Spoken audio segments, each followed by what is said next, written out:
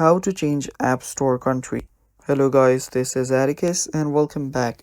In today's video, I'll teach you guys how you can change App Store country. So without any further ado, let's dive right into it. The first step is open up your App Store. After you open up your App Store, all you need to do is tap on your profile icon that is on the top right corner. Tap on it and then you'll see your Apple account on the top. You'll need to tap on that as well.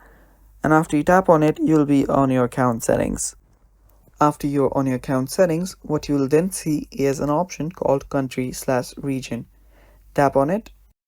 After you tap on it, you'll be on this page where you can change your country or region. So we'll just wait for it to load. And there we go. So tap on change country or region. And after that, you can simply select any region that you want. So let's say I'm gonna just choose Denmark here. After I choose that, I'll just need to accept to the terms and conditions.